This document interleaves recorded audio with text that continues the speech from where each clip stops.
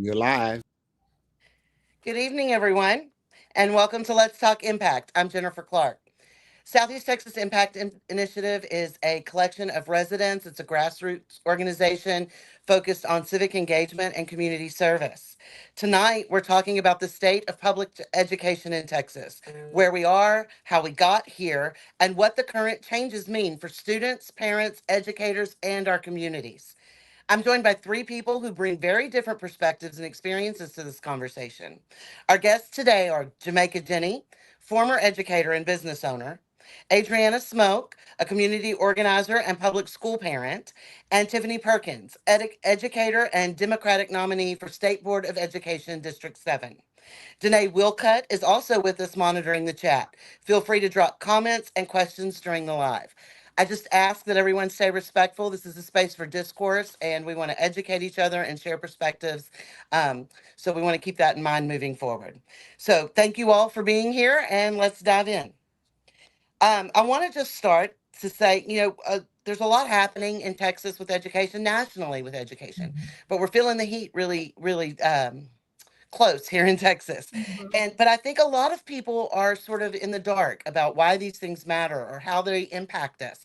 And so if someone hasn't been following education policy, what do you think is the single biggest challenge facing Texas public schools today? And I know it's hard to narrow it down to one, but there's a lot of us here. So if somebody will jump in and grab one, I'm sure someone will grab another.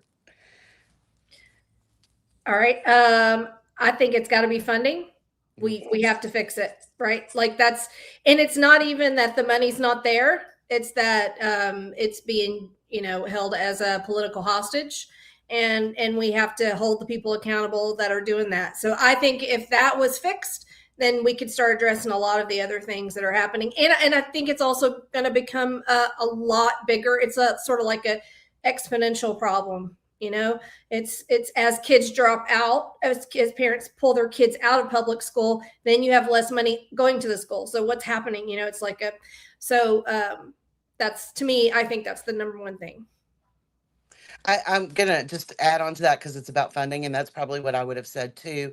When you look at it from this perspective of, we've got a governor right now promising to get rid of property taxes, and that's kind of the only funding stream Yep. left for our public schools. Yep. Vouchers made it take a hit. Abbott invites all this industry here to get abatements, which reduce tax revenue and funding. And then you've got the political side of it, which makes people pull their kids out and, because they think that homeschool may be better or whatever. So yeah, public schools have taken a hit from every revenue stream. Yes. What I would say is along those lines, but that it's a system, it's a plan. And so that's the biggest thing that it has going against it, is that this is all by design. Yes. That's been going on for decades, and it's become, to the public, to the consumer, to the students and the parents, kind of a self-fulfilling prophecy. They've heard that it doesn't work, so they believe it doesn't work, combined with what's going on in society in general, Right. and technology. And it has become a failure in some regards. Mm-hmm. Yeah. I mean, if you look at every system and institution that they want to privatize, that is what happens. Undermine it, make people not trust it, then they'll abandon it, and it's easier to take it over. Yep. Yeah, I think you especially see that like in districts that I'm in. I'm in Friendswood ISD, which is extremely, the way our district is cut, we have almost no commercial tax money in our school. So we are completely almost on our houses, right? So districts like ours that are considered wealthy districts, we really don't have the money to run the schools as they are. So you change any of that, you change the taxes on the house, you change all of that system, and it's going to drown us quickly. Mm-hmm. And it's a real, it's a concern. It's legitimate. It's like, what is going to happen with our kids in our district? I think in maybe 2019, 2020, the state did this thing where they went around, they talked about districts that were, they ran so efficiently. These were high efficient districts, which just meant that they ran on almost no money, which means that they can't went to their, their district or their citizens and ask for money to run these programs that they needed to run.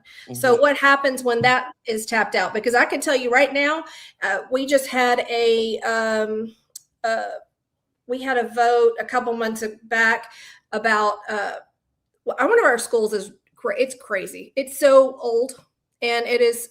We have had temporary, the temporary buildings they put in them. We've had those for 3 years. No. 6 years, the same temporary buildings that kids are in, and they voted, and our city voted to not replace the school. Like and to me, and I think they're tired, because even, in the message boards and stuff, they're like, well, why do we have to give more money? Why do we? Because we've been running that way. So anyway, it's a, and this is a high achieving school district where these kids they're going to go on, and they're going to go to college. They're going to have professions. They're doctors and lawyers. These kids are, and we're not providing for them. And that to me is crazy. That's an interesting, because we honestly, we don't talk a lot about the wealthier districts. We know that our rural districts, we know that our lower economic achieving areas, those schools are going to be shuttered by this stuff. Right. But I think some people genuinely feel they're insulated and protected in some ways, and they're not. Because if you're not, we've abandoned commercial funding tax revenue almost throughout the entire state, and that affects everybody's school district, because it's a pool. Funding's a pool. Right. So we've taken everybody's money. Right. All that's left is property taxes, and if wealthy districts are even feeling the pinch from that, there's no space really that's not touched by this bad policy anymore. All right. Well, to that end, public education does become Tiffany a political. Might be muted or something. I don't. Tiffany, I was wondering why we hadn't heard from her yet.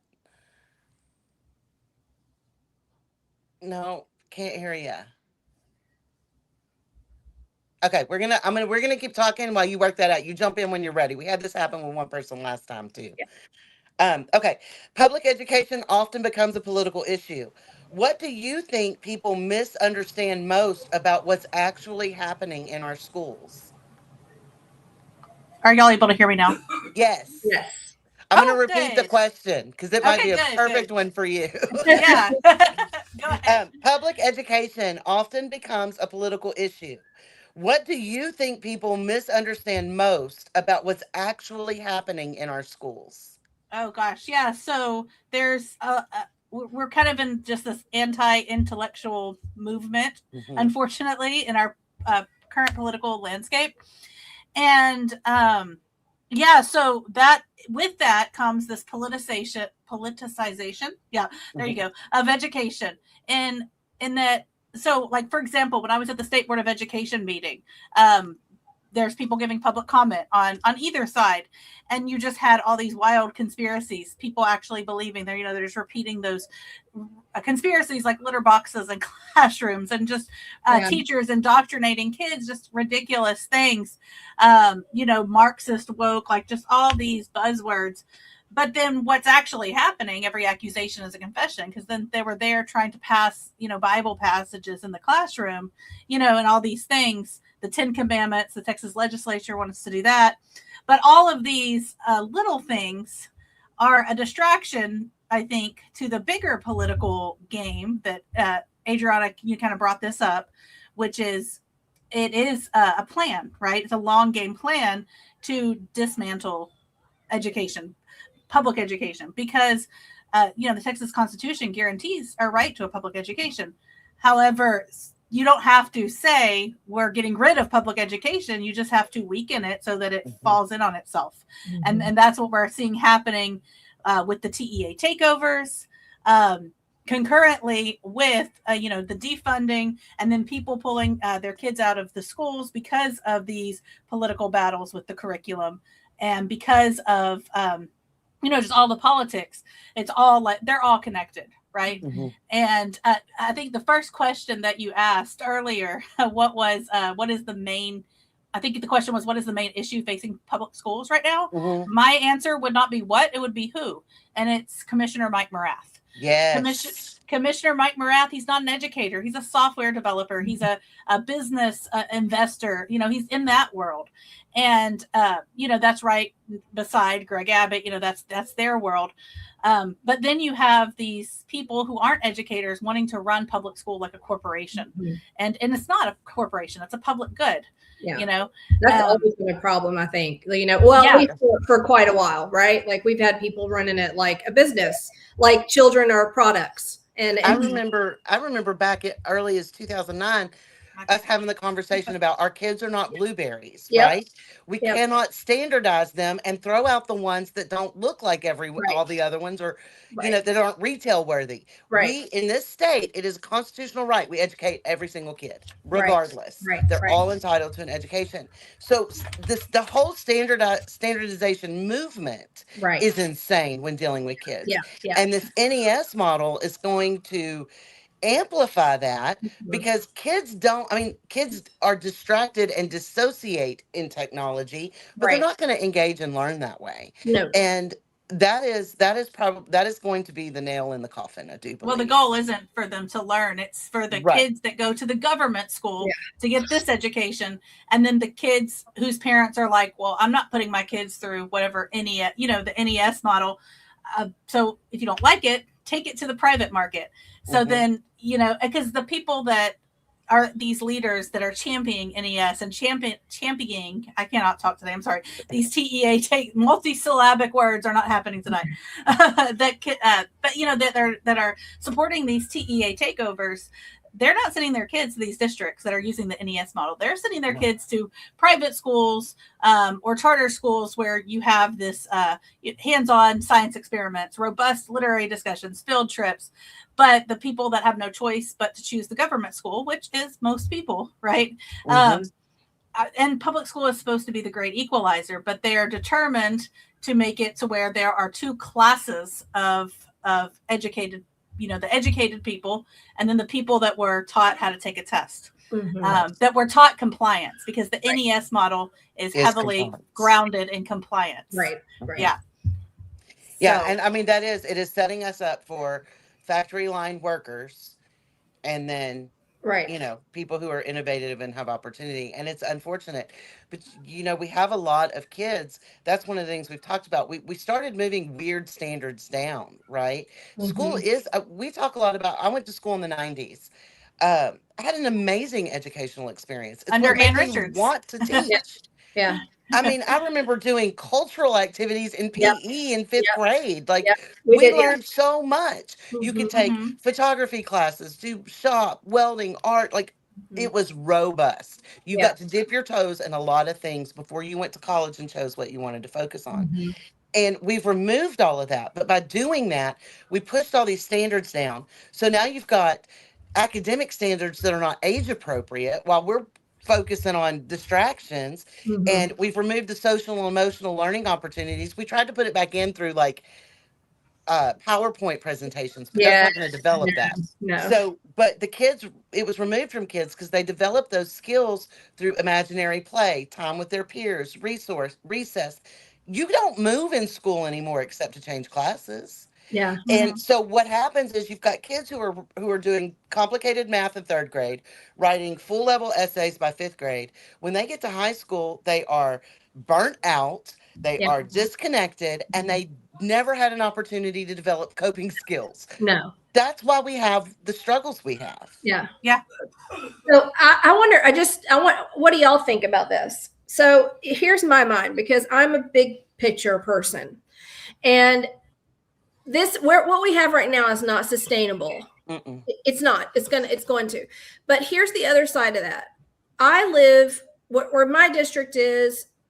We're really close to Houston. There are a lot of schools, other school options here, but yet we are constantly bombarded, like in our like neighborhood, whatever school chat kind of groups or whatever, that nobody likes any of the school options, really. I'm telling you that even the schools, private schools, these charter schools, they're not living up to what parents think that they should be. I don't think that and here's why. because they're a business.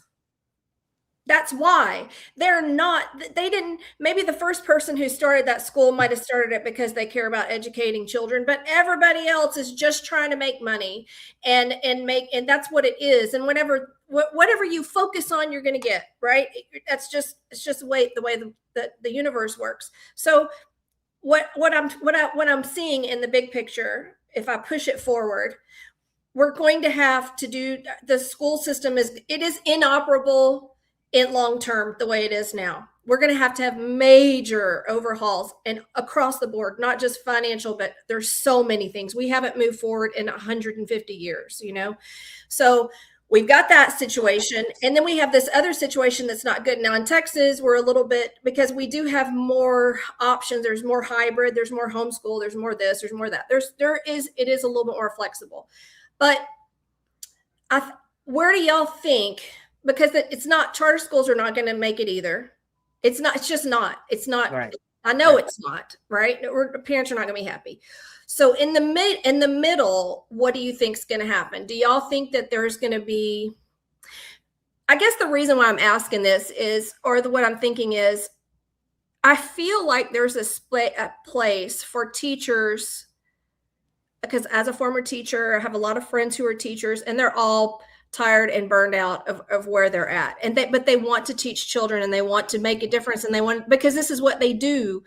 And I see an opportunity for us to come together almost like in a micro schooling way. And I'm kind of wondering if that's not going to be what happens in between before we fix it. I think we'll see. I make jokes all the time about how make America great again means we're going back to the Dust Bowl, but I do think we're going to see local community schoolhouses when we start rebuilding, because we're going to have a lot of communities. It's going to depend on where you live. I how agree. your system rebuilds. But that did happen during the pandemic. Not in my area, not in my local. I didn't really have much of a village at that time, but I heard about it on NPR. Therefore, it must be true that there were centered around daycare centers or neighborhood associations or whatever, that people were getting together kind of the grassroots level and doing what I think you're alluding to. And it really is just go back to basics, just keep it simple, and then eventually that will turn back into public schools. Right. Yeah. Mm-hmm. It's going to be a cycle. I think long term we'll get back to what I grew up with. I was in the 70s, Ann Richards' kid, and eventually it'll get back to what it's supposed to be, and it's a great thing. Public school is a great thing. Oh, it's absolutely necessary, right? Like we don't, 100% it has to be, if we want to have a future that I think most Americans envision, it has to happen. But I'm just so, to me, it's like, well, I'm also, because now I have a 12-year-old, my other two kids are grown and out of school, but I have a 12-year-old now that I'm faced with these really real questions. She has, she has ADD. There's learning issues that we have to deal with that I'm not even really sure that the school can handle anymore. Right. Like, you know what I think will get people to start paying attention, and this is going to be very ironic, but people that maybe vote in a certain way that would align with some of these actions taken against public education right now. But what I think will finally get their attention in Texas is Friday Night Lights. And I say this as somebody who graduated from and sends my kids to the same school I graduated from, which is huge in the Friday. If you know where I live, huge in that Friday. I think the majority of us on this call went to that school. Yes. Okay. No. Yeah. I mean, because there's a lot of people in that area that would typically, vote for politicians that would support some of this dismantling without, but not everybody thinks about every issue when they cast their vote. Some people are just like party loyalists or whatever. Right. But at the end of the day, even if you think I think someone said earlier, even if you think that you're in a safe district. Mhm. Eventually it is going to come to that district. And then what's going to happen when your school can no longer afford buses for the out of town football games? And it's not just the football team, it's the band, it's the Yeah. drill team, it's the, cause like I'm a band mom, my kids are in the marching band.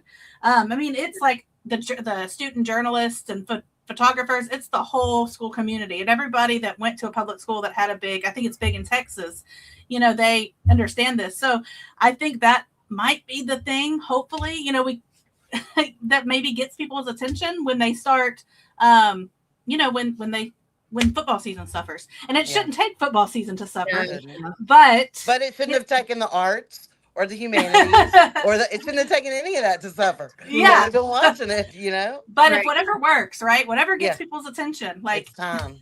Yeah. I do think people do not realize that the policy that impacts them daily in their school comes from the state level. And I think we need to talk about that, because I think a lot of people think that when they go in to scream at their school board about a lesson that happened in their school, your school board didn't make that choice. That curriculum is mandated by the state. Right. And I think people vote at the state level because what gets people moving is, I'll say this every time, is fear and anger. And if you point to the things that scare them, they're going to be so busy looking at that and battling that they're not going to pay attention to how they're voting that actually impacts them. Yeah. And I think that's what we're seeing a lot of. All of this Christian curriculum, and you can't be a welcoming space for everybody because it's offensive. All of that is to keep people chomping at the bit while they're doing all of this work, like mandating all of these things and moving funding. So I think it's important that we talk about what is it that happens at the state level that impacts our schools. And Tiffany, that might be a good place for you to kind of help us here, since you're in the big middle of it. Yeah. So what happens at the state level so it's kind of like two things going on, because you have the Texas legislature making decisions, and then you have the State Board of Education, which is, that's the office that I'm running for. And then they do two different things, but then sometimes they overlap. Like, for example, Bluebonnet was passed by the Texas legislature. Of course, that was pushed by Greg Abbott. He wanted basically a Texas-style Common Core is the best way to explain that. He was so against the Common Core, if y'all remember that. But this is a Texas state-produced one. But, of course, Bible infused, and, even with it's just a bad product. It has lots of errors that the taxpayers are having to cover. So that's the Texas legislature, but then it connects the State Board of Education because they write the TEKS. And so then the TEKS cross over into what goes into like things like the Bluebonnet and everything. For people who are not familiar with education, TEKS, Texas Essential Knowledge and Skills, it's like a standard you're trying to meet with all of your curriculum. All right. Yes. Sorry, yes. Thank you. Because like, for example, I taught ninth grade English for many, many years. And, I would follow the ninth grade TEKS, which is everything that a ninth grade student should learn in English language arts before they finish ninth grade. And anything on the TEKS is fair game also for the state standardized test. And the thing that also is really important for everybody to remember, whether or not you're in Texas, is that what happens in Texas is never going to stay in Texas, because we are a big state, we're a big market. The State Board of Education, they write the Texas Essential Knowledge and Skills. And then the textbooks are going to now write in such a way that aligns with the TEKS. But then because the textbook companies are like national companies and Texas is a big market, they kind of they look for what Texas is going to do first and then model it after. So then the other states kind of fall in line, So as goes Texas, so goes the nation. And I have heard very conservative, use that term loosely because that's not what conservative means anymore. Full disclosure, when I'm talking about politics, I always make a distinction between MAGA and Republican. To me, those are two different political parties. Yes. There's Republicans, and then MAGA is the extremists. So the MAGA members of the State Board of Education, they have, admitted that the things that they're pushing into the curriculum, the Bible infused and the elimination of our history, the whitewashing of history, in order to teach patriotism, quote unquote. All of this is so that, because they know that as goes Texas, so goes the nation. But what they're doing is they're writing the curriculum and they're passing these amendments to the Texas Essential Knowledge and Skills. So for example, they just met in June.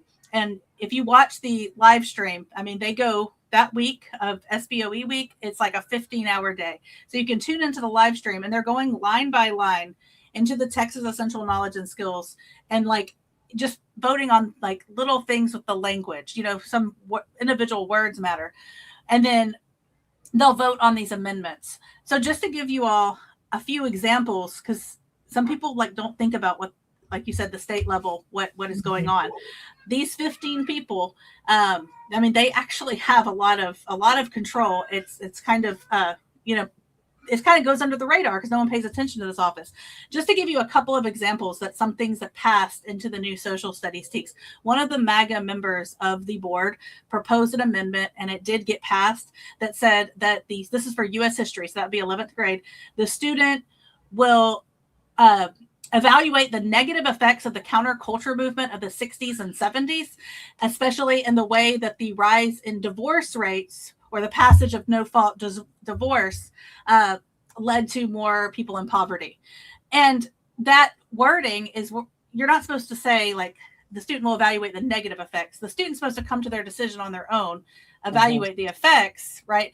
But that whole thing was actually to replace, they took out McCarthyism. They eliminated the part where students learn about Joe McCarthy and his overreach. And Can't how have them making connections to today. Yeah, right. And then they put in that the students are basically now going to learn that divorce was a negative thing.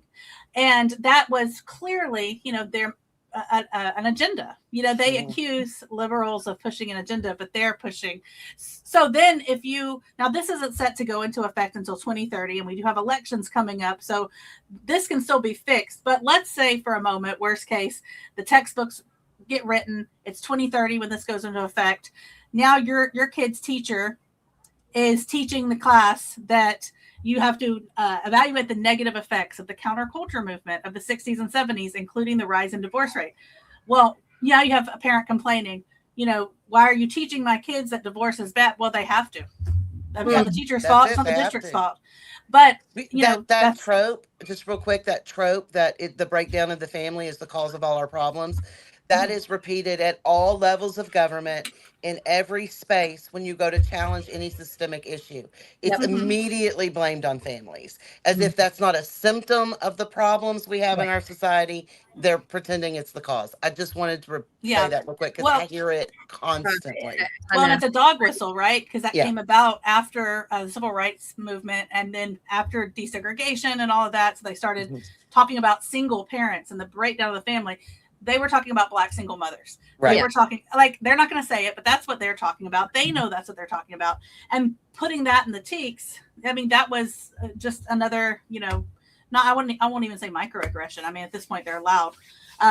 Another thing that they did is they removed all neutral references to Islam. So, for example, let's say that the TEKS previously said, that the Christians learn from the Old and New Testament of the Bible.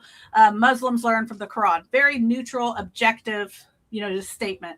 So they took that out. And the only references to Islam that exist in the new TEKS that would go into effect in 2030 are framing Muslims in the light of extremism and terrorism. And that is on purpose. To go with the anti-Sharia. Yeah. Yeah, they're using the curriculum as their playground for culture wars. And the thing is, and I brought this up when I gave public comment, and I'm a Christian. For those of you who don't know me, I'm Catholic. I have been a Christian all my life. Okay. But I can acknowledge that the Christian Bible was used to justify slavery. Now, the Christian Bible was also used to justify abolition. Both things can be true because two religious groups can take the same holy text and for bad or good, just like Muslims do, right? With their holy text. But they don't want to hear that. They want to paint Christianity. They want to use the TEKS to paint Christianity in a perfect holy light and to paint Muslims in a terrible light. And that's not what the curriculum is for. The curriculum is not for advancing your ideological agenda. So that really is what indoctrination is, right? And I think that's something important to point out because we hear all the time people are indoctrinating. Well, what educators currently do is they present information and kids use all of what they've got as a foundation to interpret that information. Right. A teacher does not say, this is the truth and I'm teaching to it. That's what indoctrination does. So when you're Mhm. setting the standard that this cultural identity is bad and then teaching to that, that's literally indoctrination. Is And the it's What they were definition. accusing of. What they were, Mhm. every accusation was a confession. Well, I want to talk about that though. Just so what we're seeing is we've talked a little bit about money, we've talked about the religious issues. What we're seeing are a lot of takeovers in our state. And Adriana, I'm going to ask you to speak to this a little bit because we're seeing it in more than one district. And everyone promises not to be like the other districts, but they're all the same. It's all the same, all the things happening. Mhm. And I want to talk about the point of that. Before we get into that, I just want to mention because we've talked about the taxes and the economy. Um, part of this stems from we had these standardized tests. It's a closed system, the star test, whatever they're going to call it now, however many they're having. It's a closed test. No one cares about it outside of your community school. They don't care about it anywhere else. But what that test does is it goes into a reporting system. The way the kids score on the test, how many discipline issues you have, how many students you graduate, all of these things impact your rating. And what your rating does is it impacts property prices in your area. So that it's a closed system meant to impact financially. And it's arbitrary. Texas has one of the highest freshman year dropout rates in colleges, but a Yep. lot of that has to do with us striving to meet these arbitrary reporting standards. So we're not truly investing in whether or not students are in mastering material. We're Right. passing them along so that we can get a better rating Yep. with the state. Well, what we've done now is we're seeing all of these scores. It fluctuates. You may not know the standard for your scores until after the test. Right. And that's intentional as well. And what it does is it results in these takeovers. The TEA comes in and they take over your school. And we've seen one locally for an economic reason before, but that's not what this is this time. And Adriana, I know that you have a student with BISD and you've been involved in the TEA takeover. Can you talk a little bit about that and what's happening in our community from it? Yes, just to be clear. So we've got 3 educators, former educators here. You're trained Yes. specialists. Yes. I'm not an educator, even though strangers will approach me and ask me, "Are you a teacher? You just look like a teacher." Yeah. But I am not. I'm an accountant. I sit in a cubicle all day long. So I know nothing about the education system other than being a student myself and raising children. I have 2 grown children that went through BISD and then 1 current student now. And we were in BISD during the takeover about 10 years ago for financial Mhm. problems. And it needed to be done. It Right. had gotten out of hand. So whenever there were talks about this takeover, I was of that mentality that, yeah, we kind of deserve it. We suck. Right. Because I was believing what I guess the gossip was. Right. Right. But then a colleague of mine in another part of the state that's actually in the Fort Worth ISD, they live in Fort Worth ISD, and she's dealing with that takeover. She said, you might want to take a closer look.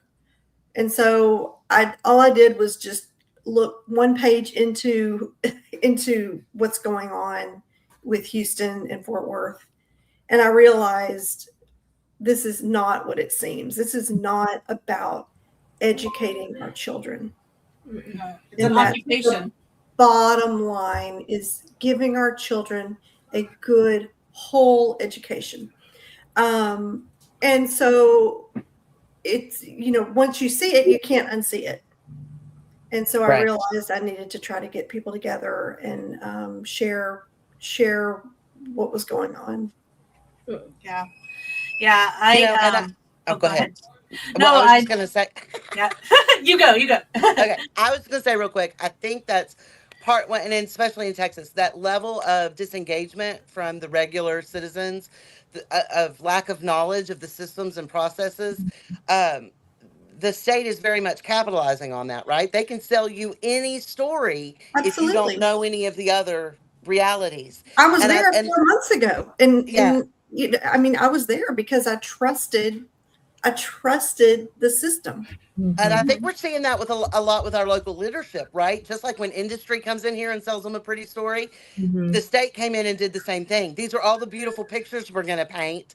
Well, our local leadership, they aren't all teachers, they aren't all educators, they don't really know. That's not their Right. industry. So Right. it's easy to paint a pretty picture if you don't know what questions to ask. What that does, though, when they lay that groundwork, when you hear something for the first time and it's framed for you as reality and foundational, every comment after that, someone is having to chip away at that to get you Yep. into what's real. Yep. So it's a smart tactic. Come in, lay the foundation. They believe us, right? And that's the picture and then once they've agreed and tagged on, it's very hard to get them to disconnect. Right. So I think that's part of how this happens is they get all local leaderships in those districts on board, and it's easier to challenge. Yeah. And we lost Tiffany, and I know she wanted to say something, so we'll have to come back to that. Okay. Is there anything else you want to add on the takeover? What people may need to know, or It's hard, being a parent. Everyone's working and raising children. We all have life. Is to look at what's going on across the state. And just to ask questions, to be curious. I would recommend that in any subject matter, but especially when it comes to our children's education, our tax money. And it's not just about lowering property taxes. Yeah, that would be great, but it's for something. Right. So let's make it quality. Let's make it beneficial to all of society. Yeah. And that's something that my dad has said for years. You're paying for your raising. Whenever you're paying as an adult, you're paying for how you were raised. And so it's an investment, essentially into ourselves. But what I would recommend, because I have noticed in conversations with other parents throughout the district, and visiting with people, telling them what my concerns are and what I've learned and sharing, people, at least in this town and in this district, are glad that the state has taken over. I know that's concerning to me. But I think that like you said earlier, Adriana, they're associating it with the other takeover. Like I think it was 2014 when it was taken over because of financial mismanagement.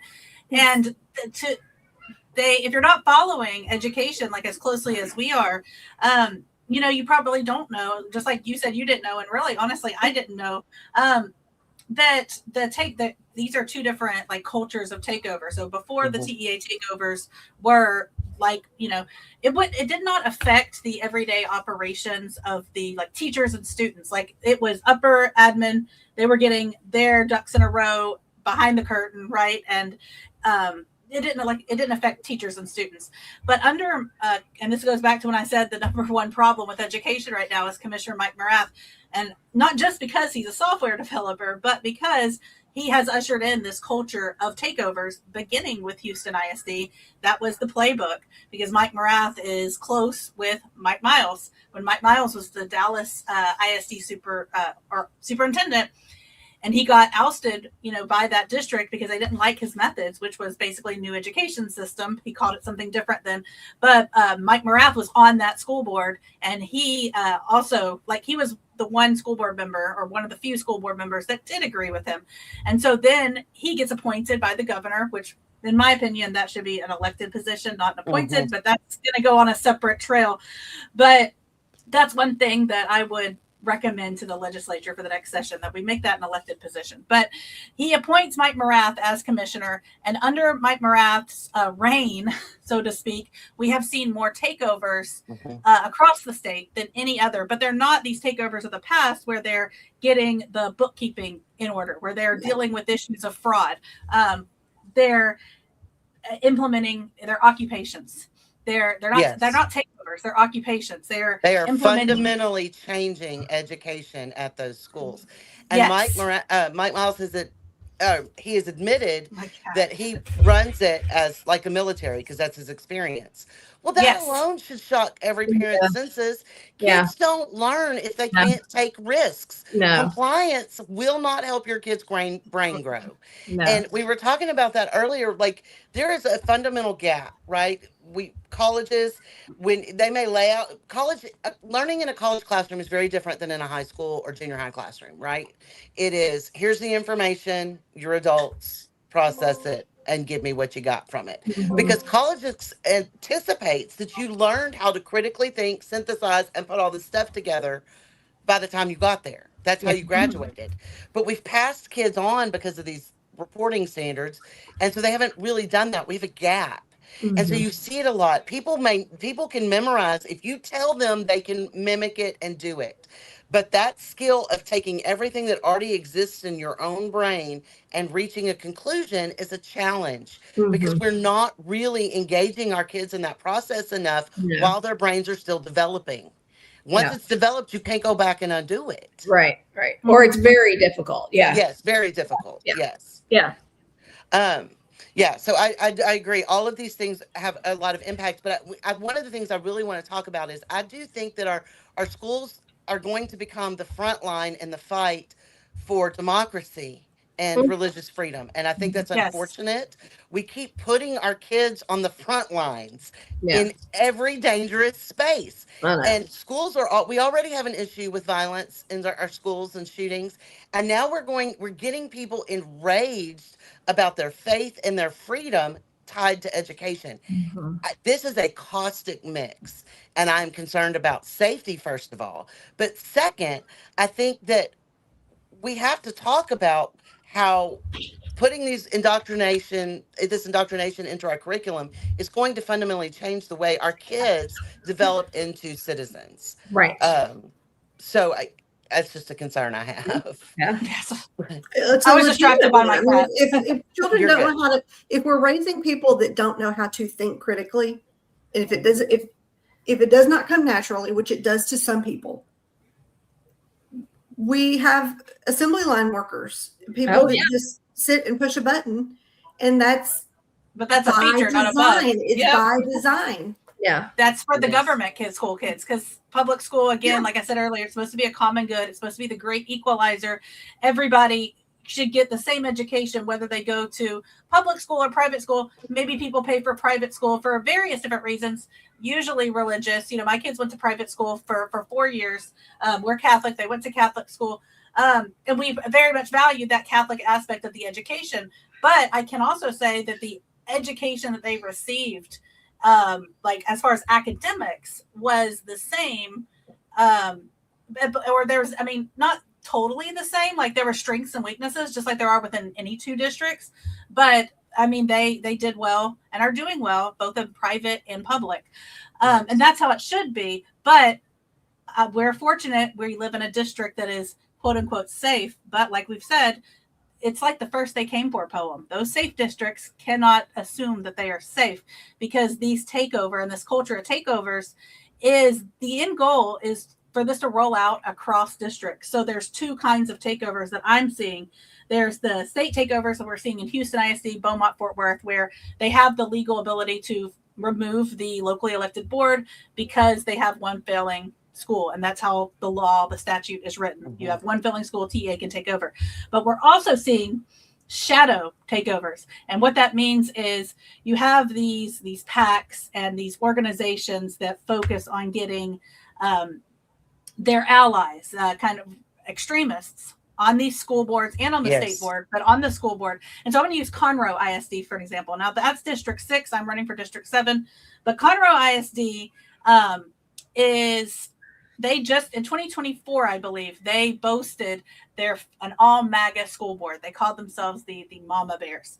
And so now they have 3 school board challengers they're running as a slate to flip that board and to, restore balance that board. Because right now there's no political balance on that board. And school boards, by the way, are supposed to be nonpartisan. We don't file as a party when you run for school board. We know that's not true. But they're supposed to be. You're right, but yes. Yeah. So we have Conroe ISD, they're packed with allies to, Mike Morath, Greg Abbott. Okay. So then you have just like you have a board of managers in actual takeovers that are loyal to the superintendent. Y'all see where I'm going with this? Now you have an elected school board, but they go through the same Lone Star governance training, and they act as the board of installed board of managers in a state takeover, and they enforce Bluebonnet, and they enforce the same types of things. So in that sense, that's what we mean by shadow takeover. And so we're seeing this happen across districts where they're trying to pack school boards with people who will be. So that's why we really have to be paying attention to these local races, these school board races. It's very essential right now.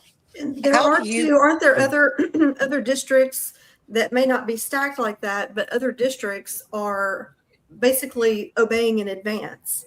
Yeah, some of them like to avoid curriculum or other things. I don't even know what the words are, but they're following this system. Yeah. To avoid being on takeover. Radar. Yeah. So if you're on the borderline if you're on the cusp of a takeover, like maybe you're a D rated, you have one school that's D rated, right? And this is where it kind of becomes a grift, but we know it's all a money making scheme, right? Mike Miles has consultants that he sends to districts to train them on how to implement NES ahead of a takeover, because in these districts' minds, if we comply in advance and implement Mike Miles's methods, right, then we won't have our locally elected board, physically removed from office, which is preferable. But the trade-off is they are still doing his methods. You see what I'm saying? So we kind of have three things going on, actually. Like that, I forgot about that. That's a good point. People complying in advance and paying Mike Miles's consultants to learn the new education system model.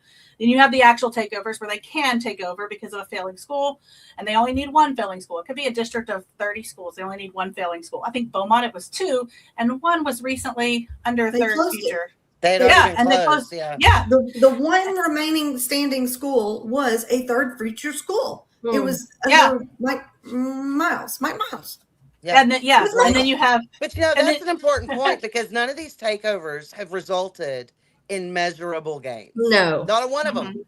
No. Anyway, I just want to add that. Go ahead. Tiffany. They make the data. Well, they make the data work in their favor, but by doing things to put their finger on the scale, so to speak. So they'll instead of this group of kids is not ready to take biology, so we're going to have them take biology next year. So obviously your results are going to look better when you just excluded a whole bunch of kids from the test taking pool. Exactly. But what they're trying to do is, so are you all familiar with the phrase, the Houston Miracle, pre George Bush and the No Child Left Behind movement? So this is some research I kind of delved into. So No Child Left Behind, when it passed at the national level, it started in Texas, like all things do. As goes Texas, so goes the nation.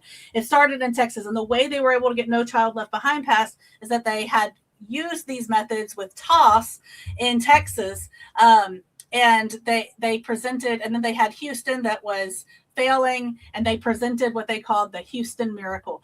And so now everybody should do this because it works so well. So I think that they are planning a Houston Miracle 2.0 because they want to present new education system as the solution to fixing education.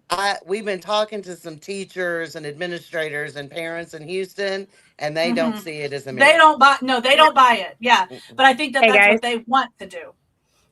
We do have a question in the comments. Okay. Let me get back to it. It says, does private school have to follow the state curriculum? Do they generally follow the state curriculum but are allowed to add what the individual leadership determines? It depends on the private school. Most Catholic schools, in my experience, they don't have to. It's funding, right? Most Catholic schools, in my experience, do, because I taught at 2 Catholic schools, a high school and a K-8. They do follow the TEKS, just because the TEKS are there. You might as well make use of them. But there are some subjects that there's no TEKS for, like theology, for example. Catholic theology, there's no TEKS for that. And they don't have to because they don't take a STAR test. So they can, but so the answer would be they use it as a guide, but they're not bound to it, if that makes sense. Yeah. And I think that's an important point because there's not an issue with people having choice.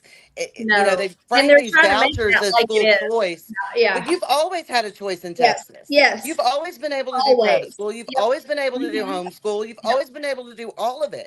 The only new kid on the scene really is charter schools, which is just a mix of public and private funding. So there's some standards they have to meet, but not all of them. They don't have to educate everybody. And so it's comparing apples and oranges. Yeah. You send your kid to a school, and you should, like, if religious education is what's important to you, then you should put your kid in a religious 100%, school, 100%. right? Like, but public schools are publicly funded spaces that serve everybody.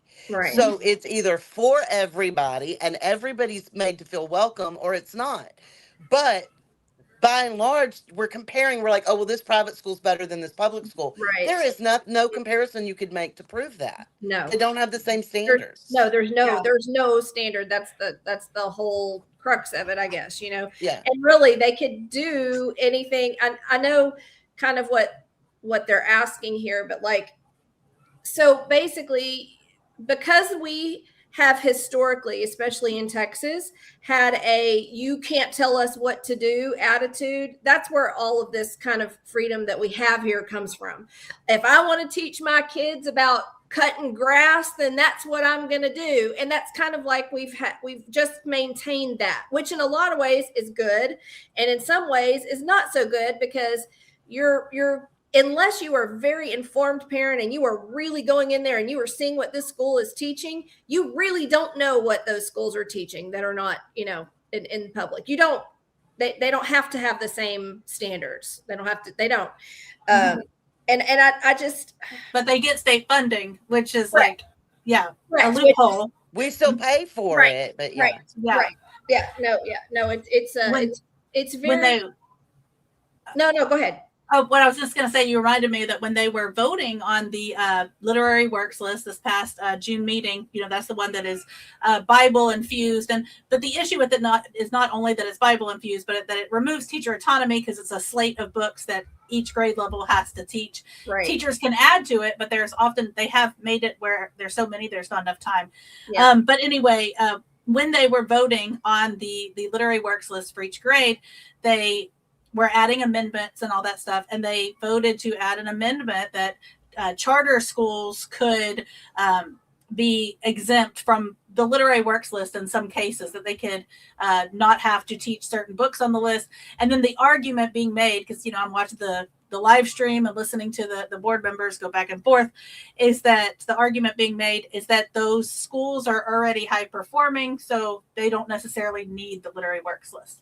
Which that statement that board member made was based on, I mean, you can't say that across the board about all charter schools, like, Right. you know, but it was just that loophole is to satisfy, because there's charter school PACs that pay to have their allies on the board. And that was also the same board meeting where they voted to approve a charter school from Florida. So now we're going to have Texas state tax dollars being siphoned to Florida, because they approved it. The State Board of Education in the June meeting approved a charter school that's based out of Florida.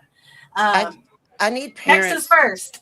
Right. Texas But first. I need parents to start watching these things and realize Yes. we've essentially sold our children's opportunities and access so a handful of people can make a bunch of money. Y'all, I know if parents knew that, they would change it. I know they would. We need parent education. Yes. That's what we need. We need, and I'm not real sure. I've thought about that a lot. I'm not real sure how to make that happen. I don't know, but I don't know. I feel like that in a way, the bigger picture is they're trying to make us, we have to work so hard just to live day to day that we don't have time to invest in our kids, that is in their, and it's just perpetuating this thing. Right. And it's awful. It's I remember the That's symptom, right. It's Exactly where I was. You're working, you're just getting by, just trying to survive. Yes. And so what a luxury to ask questions, but we have to. And then you hear people talk. We believe what they say to us. We believe what the talking heads are saying, because we believe, but we don't live in the same world that we used to live in. It's not the same. And we really need to question, ironically, those same people that have been really loud and asked all these questions are now doing things to our school districts that we should be questioning, right? You know, I think one of the biggest things in my mind as a questioning and curious person is, so our children aren't benefiting, our society is not benefiting. Our teachers certainly are not benefiting. No. The school board doesn't get anything out of it. So who is? People that make money. It's the dollar That sign. handful of people. Follow the money. All of And them. Yep. so That if we ask handful like, of okay, well, who's making money off these charter schools? Who's making money off of this curriculum? Who's making money off the software? Yeah, The testing industry alone I know. is a multi-billion-dollar industry. And y'all, I can't stress it enough. That test means nothing. We're throwing that money away. Yep. You can do assessments Yep. without so many punitives Oh my God. and Way still better. know where kids are and what you need Way to better. adapt. Well, that's what private school kids do. Like if your parents pay Yes. for private school, they are essentially, and I, like I said, I can say this as somebody who my kids went to private school for a little while and I taught at private school for a while. So I was in that scene. You have parents who are paying in large part to not have to take the STAR test. And so what we did at the private school I taught at was they did map testing throughout the year, which sufficed just fine. But my question is, if it suffices for people who can afford private school, then why does it not suffice for the public school kids? Right. Why can our public school kids not have the same metrics because all the TA takeovers, they're based on what? Failing school or one failing school, right? Well, what determines a failing school? The test score. Well, what determines if another school is failing or not? What in private schools, the teachers grade, the teachers assess. That is the determination on whether or not they pass or fail. The experts that are, teaching those subjects. But it's kind of almost an injustice because it's almost like you can pay to, I don't want to say you can pay for a high school diploma because you still have to do work when you go to these schools, but you can pay to get out of the test. And that's what our legislatures, most of them, their kids go to private schools. So they're not taking the STAR test. Yeah. I mean, so if we have proven that there are ways of assessing whether or not kids have passed the metric, because there are plenty of private schools that do it, they do these low stakes map testing throughout the year, then why? But it's because of money. That's the reason. I want to look at this really quick because it's kind of interesting. There's somebody said teachers need raises, stop the iPhones in schools for students, and focus more on reading and writing for topics. And okay. Well, the state banned iPhones in class. The state banned them. But that's They not did. the problem. Let's talk about that the iPhones are not the problem. Let's be real about what the real problem is. We are asking human beings who for millions of years have evolved by being physically integrated in their environment. Yep. And we take human beings and we put them in little spaces where they do not move and they only look at one thing and they write and they look and they write and that's all they do. And that is not how human beings learn. Yep. It is not how we have evolved. It is not where we are. And it's not what you're going to go on to do with your life. So if we taught kids in schools as they were meant to be taught, if we were interactive in everything, because all of us as educators, we know this. I can teach you any lesson through any mode. I can teach you to spell through dance. Mm-hmm. I can teach you about nature and biology. I can teach that through mathematical. I can even teach it through interpersonal. I can teach you anyway. So why are we not teaching the way we know we need? Because if we had kids learning in the way that they needed to learn, each child, if we didn't do this weird mass thing that we do with kids, everybody's the same, But if we taught them that way, there would be no time for a phone. That wouldn't even be part of it. Because I'll tell you, when we had circle time, one of my favorite lessons ever I taught, I was reading, I've taught y'all, some of y'all may have heard this story if you've been around me long enough. I taught at different districts, and every school district responded to different units differently. Yeah. It was interesting. Right. It was interesting. Right. But I remember one day in class teaching the Ballad of Annabel Lee. And we've been talking about meter and rhythm and all of these things. Yeah. And I'm reading it, right? And it is a natural rhythm. It has a rhythm. And I start seeing shoulders going up and down. And I start hearing, yeah. And I thought, okay, here we go. Those moments, right, are those kids are engaged. They're interested. Yep. We're excited. There's not a phone coming out. right? No, I remember no. being so excited when I had football players who were like, Miss, I got a miss on Friday because of Yeah. the game, and I want to know what's going to happen with Mercutio. Yeah, I'm Yeah. like, Yes. oh, this My is the favorite best, part of right? teaching English. Yes. Yes, And but you don't get that out of excerpts. You have to read the full thing. no excerpts aren't going to do that. Yeah. You're not going to get that from digital. There's no engagement, No. right? And I used to get frustrated because in my remedial classes they would want kids sitting at a computer. I'm like, these are the last kids that need to be at these computers. Right. Absolutely. Absolutely. Yeah. Absolutely. I know. And they keep taking recess and outside time away from elementary school. And you're just like, you know what? Okay, you want to take all my recesses away? You know what we're going to do? We're going to have every lesson outside. Yep. We used to sit outside and read. We're going We're gonna outside today, Yeah. guys. You Right. can't do that now. No. And then you have, it's, I don't know, it's frustrating, but talking about all the movement and stuff, we've pigeonholed our kids. We've given them standards that are not age appropriate. We've Yep. removed movement. Yep. We've removed Yep. time to connect with peers in a real Yep. way. The real So yes, way. they do have their phones, but that's their connection and their dissociation, right? Yeah. But we've removed their opportunities to make real connections in person. Yeah. And so, yeah, I mean, kids are not enjoying this. No. They're not happy. No. They don't know why, but Yeah. they're not. No. So we're, Okay, we're we have right. another question real Okay, quick. go ahead. It says, do students do better at homeschooling? I heard in Florida State gets $10,000 per year to do this, but child must pass final test. It honestly, that is, so we use the adage in teaching that if you want a flower to bloom, you don't change the flower, you change the soil it's in. Okay. So I truly believe every district is different, every school is different, every state is different, just like every child is. Put your child in a school where they bloom. Yeah. Right?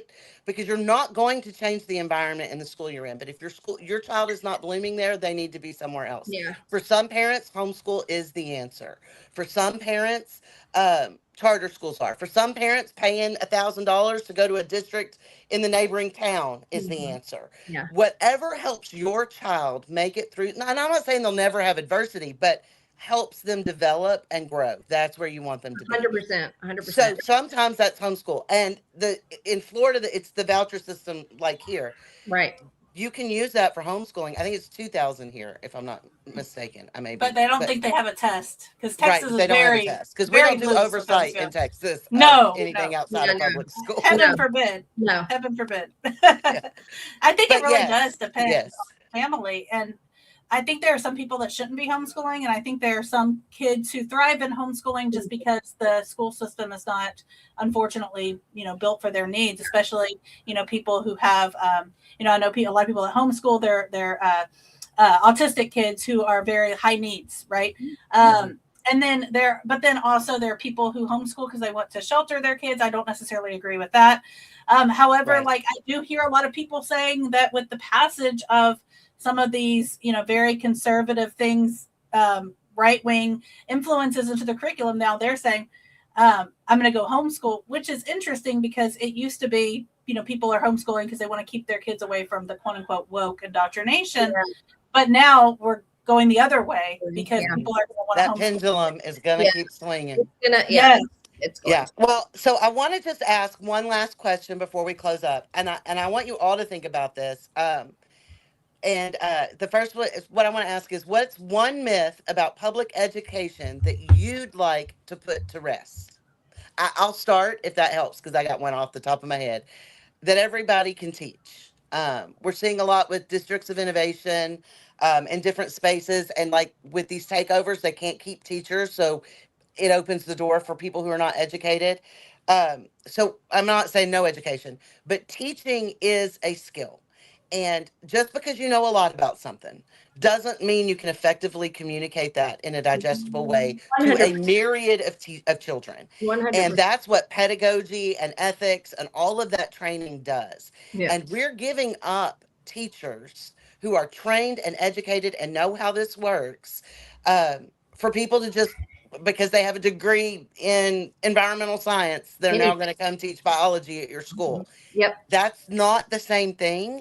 Interacting with children with various needs requires training, understanding, and sometimes being introduced to perspectives through continuing education. So that's one of the myths I want to dispel. Teaching is a skill, and those are professionals who are educated, and we need to stop undermining them and work on trust with our educators. That's my myth. What's yours? Yeah. Oh gosh, I have to think. I'm gonna pass the. I'm gonna pass the. I pass think it I over. would say Perfect my answer. I would say that it's not enough. It was may not have ever been perfect. I don't know, but it was good, and we need to trust the experts. It's kind of like what you're saying, and that's definitely what I thought. But I had a wonderful school experience, and so I just thought the world of my teachers and my education. But I would say that the myth is that it's not enough. And I love what you said earlier about the blueberries. Children, not blueberries. And this whole thing about making profit and it being a business model. It's just disgusting to think about that. Something that is supposed to be so pure and so fundamental to our society. But it is, public education is enough, and it's we need to get back to that. Yeah. Yes. Okay, so I think my biggest it's I guess it's sort of a myth, but I think it's the is that a child is put in a level by how many candles are on their birthday cake. I think that's a crazy system that we've got, and I think that it doesn't make any sense. I think it evolved the way it evolved because we went from a country kind of where we were all in one schoolhouse, and we kind of, and it evolved that way. I think that that's wrong. I think that you're just because your child is a certain age doesn't mean that they're at this level. And even And that's okay. And that's okay. Absolutely. I mean, above and below, right? They need to be. So I think that we need to change our way of thinking about how kids are placed and leveled. And we have to stop that old idea of elitism, because that's what they were saying, right? We can't put all these kids at the same level together because that's elitism. And we have to stop that because we're doing a huge disservice, to ourselves and our kids by not doing that. So that's mine. Tiffany, you got one? I think I have it. Okay, so yeah, so one thing that I hear a lot in current public education discourse is this dichotomy being presented. Dichotomy meaning, because I'm weird and I use big words, meaning like only two options, right? Of parental rights being kind of at conflict with education. So like, for example, a lot of these MAGA spaces, Moms for Liberty, for example, one of their talking points is parental rights. And of course it's a political talking point, but what they do when they do that is they pit teachers and parents against each other. And I don't think that it is like that. A lot of teachers are parents. We work together, and another thing that you hear kind of on the other end of that is that you hear that a lot of the problems in education come back down to bad parenting. And while I don't disagree that issues do start in the home, right, I tend to have a little bit more empathy than just simply saying bad parenting, case closed. Because, okay, so if a parent is never doing, so let's say this kid is having behavior issues. They're not turning in their homework. They're failing tests, etc. Their parents aren't showing up to parent-teacher conferences, this kind of thing. And so we just say bad parent, right? But what if that parent is working 2-3 jobs, to just get by? They're working, late at night, and they're doing this to survive, because that is the world we live in right now and the economy we're in. A lot of people we're just trying to survive. And so I think that there needs to be more support, and kind of empathy given to parents who are trying. I know there are parents who legitimately don't care and are not trying, and I'm not speaking to that, but I think we're really not the kids' responsibility. Yes. I think we're really quick to say, like, bad parenting, when there are deeper issues that we have to address. Like, well, why is the parent, parent not showing up? Why is is the parent where, the school system isn't really built around the modern family, right? Because it used to be one parent always stayed home. And now you have the PTA meetings, the not faculty meetings, I'm sorry, the what was it? The parent conferences, teacher conferences. You have all these things that are built around one parent staying home. I mean, even the hours. And I know we say school is not daycare, and it's not, but it is a community. It is something that serves the community, so it should work for the community, right? Right. And if most people have two working parents, then I think that there needs to be, that needs to be taken into consideration. But ultimately, I think that there's a lot of deeper issues that need to be fixed, systemically before we just slap bad parenting on it, label on it. If But it's all that makes connected, sense. isn't it? It's all It is all there's no is. avenue. Mm-mm. Like I taught high school. I had kids whose both parents were working. They were couch hopping, and that kid's washing dishes till 3 a.m. He's Mhm. asleep in my classroom. Mhm. We're gonna talk about it and figure out a solution, but maybe get a little nap. Okay. Mhm. Yeah. Like we have to be honest about what we're dealing with, because even if I forced him to be awake, he wasn't gonna learn a thing. Yeah. Right? Yeah. He's not gonna learn it. He's tired. So I used to have a student, I would let her take a nap in my classroom every lunch. Yeah. You have to teach the whole child, period. exactly the We have whole child. The whole Yes. child. And that's where we get what gets lost. That's ultimately where we want to get. We want Right. to teach the whole child in all the ways. And right now, funding, politics, those are the stuff that's handicapping us. And we have to let our neighbors, our friends, other parents, say, hey, we need to learn what's happening and fix this. And that's probably our biggest challenge right now, I think. Yeah, I would agree. Okay, we got one last question before you guys head out. And I was kind of curious about the answer myself. She said, my youngest started his high school by being tested what kind of learner he favors. He tested as tactile and his learning had adjustments made. Do all schools do this? My older sons didn't have that option. Is this new? No, No. it's not. It's not. So that is extremely good information, but a lot of that stuff, it's not mandated. Like Gardner's theory of multiple intelligences and all of those things that are absolutely wonderful things that everybody should know to help their kids learn and grow and thrive as human beings. But it's not mandated. So as they put more crap in our day that we have to do, it takes out all the space for the things that teachers may know need to be done, but we don't have time for it, right? There is very little focus on, because the data exists, studies exist, Yeah. educational philosophies exist. Yep. There's a degree to which we know what works, right? Not in every way for everyone, but there are some Yes. accepted standards Yes. because they've been proven Yep. over time. Yep. And that is not a part of the equation. Nope.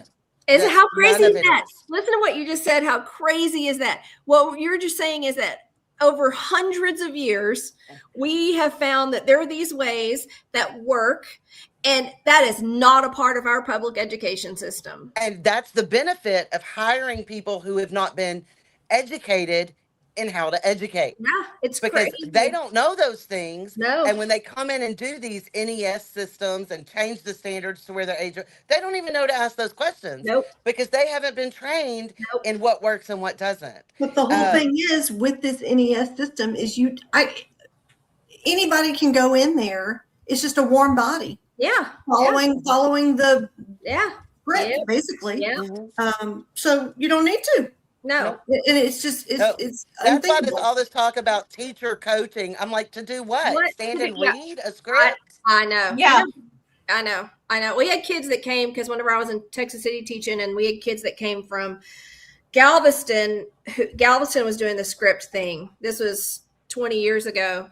And they would come to us, and it was hard for them to integrate into a normal classroom. Isn't that weird? Like, this is 6 and 7 year olds, because they were so used to every class was exactly on the same. Their teacher was reading the same thing at the same time. It was so and that's just the way it was. And these kids would come in, and it's like they didn't even know what to do with themselves, because they're like, I put them in groups or whatever, and they're like, but what am I supposed to be doing? I'm like, Mhm. well, this is I our. used to think Pink Floyd's video of Brick in the Wall was scary, but it very No, much feels like that, it right? does. It does. It does. Mhm.